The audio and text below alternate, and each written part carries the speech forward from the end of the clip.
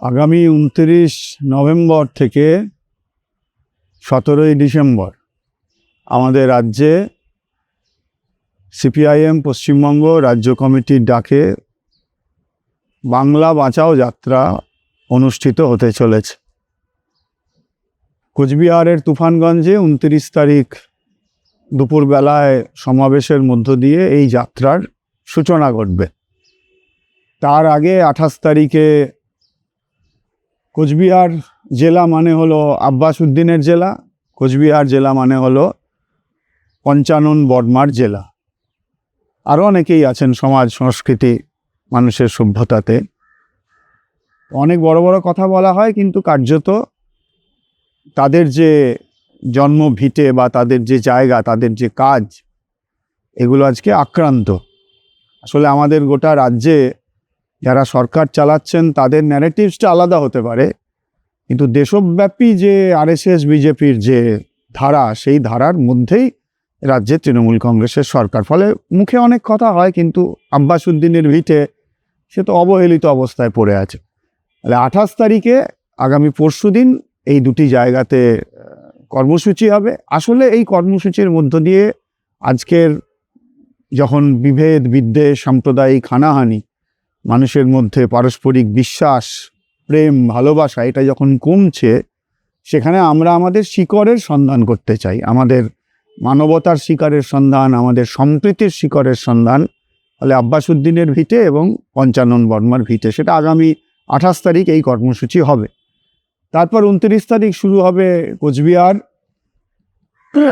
জলপাইগুড়ি, আলিপুরদুয়ার, দার্জিলিং, উত্তর দিনাজপুর, দক্ষিণ দিনাজপুর, মালদা, মুর্শিদাবাদ, নদিয়া, পূর্ব বর্ধমান, হুগলি, উত্তর ২৪ পরগনা করে কামারহাটিতে আগামী ১৭ই ডিসেম্বর সমাবেশের মধ্য দিয়ে এই বাংলা বাঁচাও যাত্রার আনুষ্ঠানিক পরিসমাপ্তি ঘটবে। কিন্তু বাংলা বাঁচাও যাত্রা এই যে ১৯টা দিন ধরে গোটা পশ্চিমবাংলায় আমরা এই মুহূর্তে খেটে খাওয়া মানুষের যে জ্বলন্ত সমস্যা, যেমন এখন গোটা পশ্চিমবাংলার মানুষ এবং মোদী সরকার গত কয়েক বছর ধরে মানুষকে ভীত সন্ত্রস্ত করে লাইনে দাঁড় করিয়ে দিয়েছেন। সেই নোট বাতিল প্রক্রিয়া থেকে শুরু হয়ে অনেকগুলো আধার লিঙ্ক, এটা লিঙ্ক, ওটা লিঙ্ক, এখন সর্বশেষ এসআইআর। ভোটার তালিকার কাজ একটা নর্মাল কাজ, স্বাভাবিক কাজ, কিন্তু তাকে কেন্দ্র করে যে উদ্বেগ তৈরি হয়েছে মানুষের মধ্যে, যে ভীতি তৈরি হয়েছে, এবং অত্যন্ত পরিকল্পিতভাবে এই যে এসআইআর, এটা তো আসলে আরএসএসের কোর এজেন্ডা, আরএসএসের রাজনৈতিক হিন্দুত্ববাদের কোর এজেন্ডা। এবং আমাদের পার্টি আমরা স্পষ্ট করে বলেছি, এই যে জাতের নামে, ধর্মের নামে, সম্প্রদায়ের নামে যে বিভাজন এবং একটা অংশকে মেন স্ট্রিম থেকে ডেমোক্রেটিক যে স্পেস, সেই ডেমোক্রেটিক স্পেসের মেন স্ট্রিম থেকে বাইরে রাখার যে পরিকল্পনা, আরএসএসের পরিকল্পনা, যা নির্বাচন কমিশনের মধ্য দিয়ে আজকে কেন্দ্রের যে সরকার, সেই সরকারটা লাগু করার চেষ্টা করেছে, আমরা তার বিরোধিতা করেছি।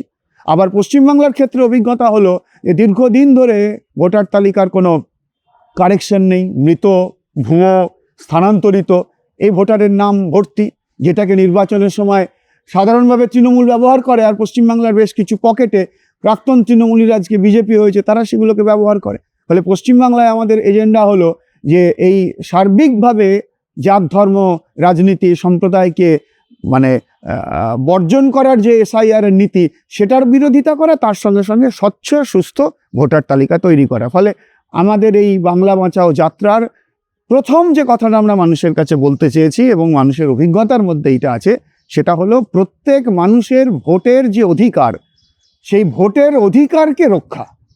এই যে এসআইআর প্রক্রিয়া চলছে, আমাদের পার্টির কর্মীরা বিভিন্ন স্থানীয় স্তরে, বুথ ধরে, এলাকা স্তরে, বাজারে, গঞ্জে, কারখানার গেটে, জমির আলের ধারে আমরা ভোটার অধিকার সহায়তা ক্যাম্প আমরা চালু করেছি। সাধারণ মানুষের মধ্যে বিরাট উৎসাহ তৈরি হয়েছে, তারা আমাদের কাছে আসছেন। ফলে এই বাংলা বাঁচাও যাত্রাতে আমরা মানুষের ভোটের যে অধিকার, সেই অধিকারটাকে আমরা অধিকার রক্ষা করতে হবে, এই ইস্যু আমরা হাজির করেছি। আমরা বিস্তীর্ণ চা বাগিচা এলাকা দিয়ে আসবো আমাদের এই বাংলা বাঁচাও যাত্রা। চা বাগিচা এলাকাতে ন্যূনতম যে মজুরি, এবং যখন তখন চা বাগান বন্ধ হয়ে যাচ্ছে, মজুরি বকেয়া হয়ে পড়ে থাকছে, কাজ থাকছে না। ফলে সেখানে অনাহারের পরিবেশ দেখা যাচ্ছে চা বাগিচার শ্রমিকদের মধ্যে। এবং এই সমস্ত প্রাইভেট কোম্পানিগুলোর সঙ্গে রাজ্য সরকার, কেন্দ্রীয় সরকারের তাদের যে যোগ সাজেশে মুনাফা বাড়ছে কোম্পানিগুলোর, কিন্তু চা শ্রমিকরা যে অন্ধকারে ছিল সেই অন্ধকারেই আছে।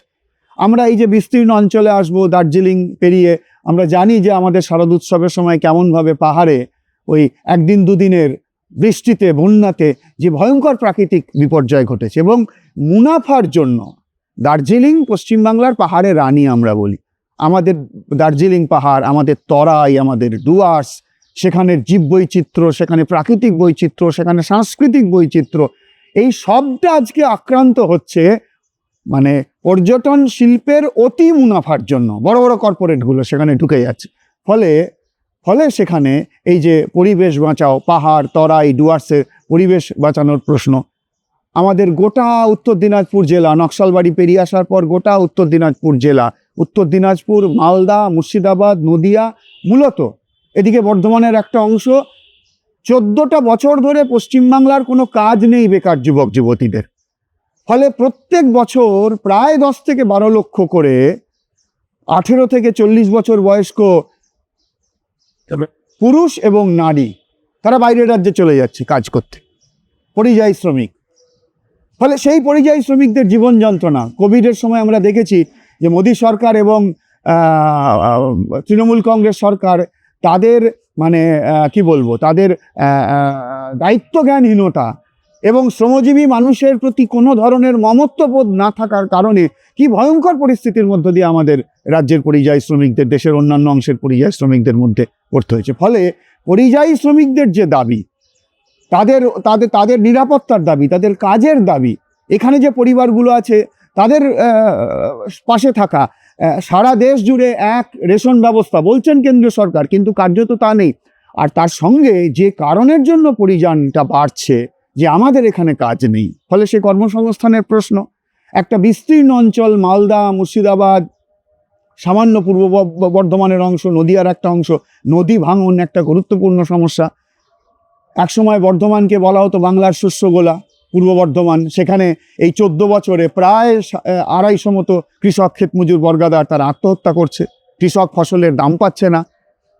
কেন্দ্রীয় সরকার, রাজ্য সরকার, আরএসএস, বিজেপি, তৃণমূলের পারস্পরিক দোষারোপের পালায়, পারস্পরিক গটাপের খেলায় ভোট আসে, আর এইটা নিয়ে ওরা লড়াই করে। 2.5 বছর ধরে আজকে পশ্চিমবাংলায় 100 দিনের কাজ, যেটা রেগা বলে পরিচিত, সেটা বন্ধ। 2004 সালে ইউপিএ 1-কে বামপন্থীরা সাপোর্ট দিয়েছিল। সেই সাপোর্টের অন্যতম শর্ত ছিল, যার ভিত্তিতে আমাদের দেশে প্রথম একটা আইন তৈরি করেছিল কর্মসংস্থান নিয়ে। 2.5 বছর ধরে পশ্চিমবাংলায় বন্ধ। একদিকে দুর্নীতি, বিজেপি বলছে দুর্নীতির কথা, কিন্তু দুর্নীতির বিরুদ্ধে ব্যবস্থা নেওয়ার পূর্ণাঙ্গ অধিকার কেন্দ্রীয় সরকারের আইনে আছে, সে অধিকার তারা প্রয়োগ করছে না। আর অন্যদিকে পশ্চিমবাংলার সরকার বলছে যে এখানে নাকি টাকা দিচ্ছে না। তো তার জন্য তুমি অন্যান্য ইস্যুতে, ডিএ বন্ধ করার জন্য তুমি জনগণের টাকার খরচা করে তুমি সুপ্রিম কোর্ট যাচ্ছ, কোটি কোটি টাকা খরচা করছো, আর 100 দিনের কাজ বন্ধ তুমি কেন মামলা করছো না? ফলে এই যে সমস্ত ইস্যুগুলো, বর্ধমান, হুগলি, 24 পরগনা, তার যে শিল্পাঞ্চলকে রক্ষা, চট শিল্পকে রক্ষা, কয়লা খাদানকে রক্ষা, আমাদের পশ্চিমাঞ্চলের শিল্পকে রক্ষা, এর সঙ্গে গুরুত্বপূর্ণ প্রশ্ন আজকে পশ্চিমবঙ্গে 14 বছর ধরে পশ্চিমবঙ্গের একজন নারী মুখ্যমন্ত্রী, পশ্চিমবাংলার ইতিহাসে প্রথম, কিন্তু নারীত্বের অবমাননা, নারীদের উপর আক্রমণ ভয়ঙ্করভাবে পশ্চিমবাংলায় বেড়েছে। এখান থেকে নারী পাচার এই সময়ের মধ্যে ব্যাপকভাবে বেড়েছে। তাহলে নারীর মর্যাদা, নারীর নিরাপত্তা আর কর্মসংস্থান, কাজ, জাত, ধর্ম, ভাষা, রাজনীতি নির্বিশেষে, লিঙ্গ নির্বিশেষে, অঞ্চল নির্বিশেষে মানুষের কাজ প্রয়োজন।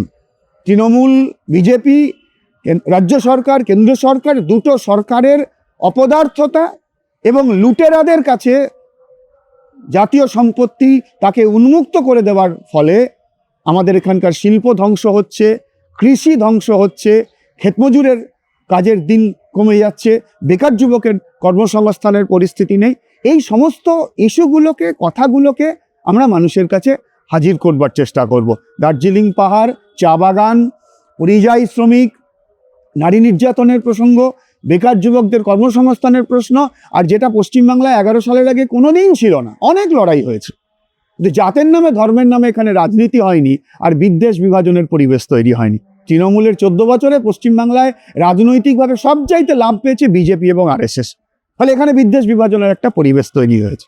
ফলে এই যে বিভাজনের বিরুদ্ধে সম্প্রীতির ইস্যু, ঐক্যবদ্ধ থাকার ইস্যু, জীবনের ইস্যু, ভালোবাসার ইস্যু, এই সমস্ত কথাগুলো এই 19 দিন ধরে বাংলা বাঁচাও যাত্রার মধ্যে আমরা হাজির করবো। এই যে আমাদের আজকে শিক্ষার কি অবস্থা, পশ্চিমবাংলায় 8,500 স্কুল উঠে গেছে। পশ্চিমবাংলার কলেজ বিশ্ববিদ্যালয়গুলো সর্বশেষ দেখছিলাম 60% বেশি আসন শূন্য হয়ে পড়ে আছে। তাহলে শিক্ষা যদি না বাঁচে, শিক্ষা যদি সরকারি স্কুলগুলো যদি উঠে যায়, ক্ষতি কাদের হবে? খেটে খাওয়া মানুষের পরিবারের ছেলে মেয়েদের ক্ষতি হবে। আর শিক্ষা যদি ধ্বংস হয়, জাতি ধ্বংস হবে, যুক্তিবাদ ধ্বংস হবে। তৃণমূল, বিজেপি, আরএসএস এটাই চায়। তাই শিক্ষা বাঁচানোর জন্য, স্বাস্থ্যের খরচ বেঁচে যাচ্ছে, ওষুধের দাম বেড়ে যাচ্ছে, তাহলে স্বাস্থ্যের অধিকার রক্ষার জন্য, কাজের অধিকার রক্ষার জন্য, পরিবেশ রক্ষার জন্য, সম্প্রীতি রক্ষার জন্য, চা বাগান রক্ষার জন্য, নদী ভাঙন থেকে মানুষকে বাঁচানোর জন্য, কয়লা খাদান, শিল্প, এই সব কিছু, তাহলে রুটি রুজি, সম্প্রীতি এবং মানুষের মধ্যে ঐক্য, এই কথাগুলোকে নিয়ে আমরা মানুষের কাছে হাজির হব। আমরা হাজির হচ্ছি 29 তারিখ থেকে, 29 নভেম্বর থেকে 17 ডিসেম্বর। এবং আমরা মানুষের কাছে আমাদের অভিজ্ঞতার ভিত্তিতে কতগুলো কথা আমরা হাজির করছি, কিন্তু যাত্রাপথে যে হাজার হাজার মানুষের সঙ্গে আমরা ইন্টারেক্ট করব, আমরা কথাবার্তা বলবো, তার মধ্য দিয়ে সাধারণ মানুষের লড়াইয়ের উত্তাপ যেমন আমরা পাবো, তেমনি সাধারণ মানুষের ইস্যুগুলো আমরা আরও ভালো করে জানতে পারবো। বাংলাকে বাঁচানোর জন্য বাংলার মানুষকে ঐক্যবদ্ধ হতে হবে। বাংলাকে বাঁচানোর জন্য বাংলার খেটে খাওয়া মানুষকে ঐক্যবদ্ধ হতে হবে। বাংলাকে বাঁচানোর জন্য বাংলার আজকের তরুণ প্রজন্ম এবং অনাগত ভবিষ্যতের স্বপ্নকে রক্ষার জন্য তাদের অভিভাবকদের ঐক্যবদ্ধ হতে হবে। আমরা আবেদন জানাবো, বাংলা বাঁচানোর এই ডাক দিতে পারে সিপিআইএম পশ্চিমবঙ্গ রাজ্য কমিটি, কিন্তু এই ডাক পশ্চিমবঙ্গের সব মানুষের ডাক। আর বাংলাতে যদি বিভাজন বিদ্বেষের পরিবেশটাকে পাল্টে দিয়ে ধর্মনিরপেক্ষতা, গণতন্ত্র, সামাজিক ন্যায়, জীবন জীবিকার প্রশ্নগুলো আমরা তুলে ধরতে পারি, তাহলে গোটা দেশে যেভাবে আরএসএস, বিজেপি একদিকে লুট আর অন্যদিকে বিভাজন, তার বিরুদ্ধে একটা বড় লড়াই দেওয়া যায়।